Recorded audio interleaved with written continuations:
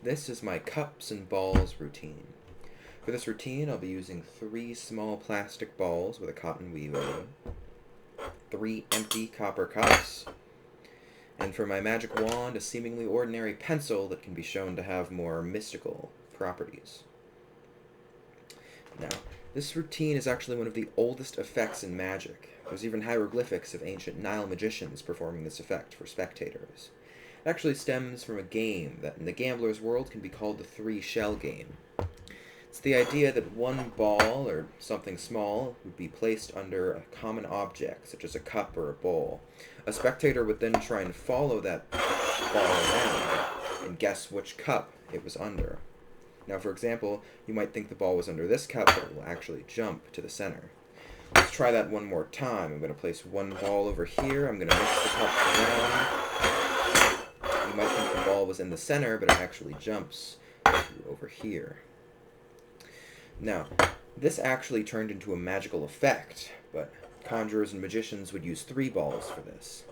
They would take each ball one by one and make them vanish with a magic wand. Ball 2, and then ball 3. Then, once all the balls had vanished, the magician would take the magic wand and tap each of the cups once, and the balls would reappear under the cups.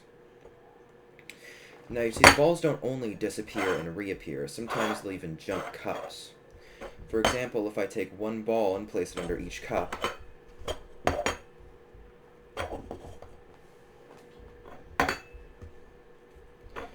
then you might think that, again, there was one ball under each cup. But actually, if I take the magic wand, I can tap the cups and make the balls all jump to join together. Now, sometimes the cups don't even have to be on the table for the balls to jump. Now, if I put a ball right here, I can actually cover it with 2 cups, and with a wave of the magic wand, make it penetrate right through. Again, I'm going to put the ball above one of the cups, and the ball will penetrate right through the solid copper cup, joining its mate below. Let's try that one more time, this time with the ball penetrating through 2 solid cups. But I don't want you to think the 3rd ball is already under there. Sure enough, there's only 2 balls on the table. I'm going to cover those balls, and I'm going to put the 3rd ball on top, and that ball will then penetrate right through.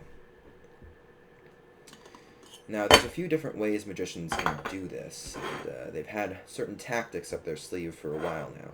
Sometimes they'll use a trick table. They'll take one of the balls and put it up underneath the table, put the ball in there. Sometimes they'll use trick cups. They'll simply take the balls and put them right through the cups, just like this. The balls will reappear under the cups. Now you see, I use none of these methods, because that would be cheating. While I will lie, I will not cheat. You can believe that, because that's true. Don't think too much about it.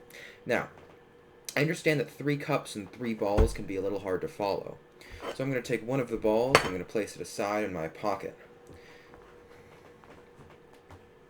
I'm going to take the second ball, and I'm going to do the same. That would leave 1 ball under the 3rd cup, just like this, but it wouldn't explain how this one returns. Now you see, sometimes the magician can do a feint. They can simply pretend to take the ball and put it in their pocket, when in reality they keep it in this hand.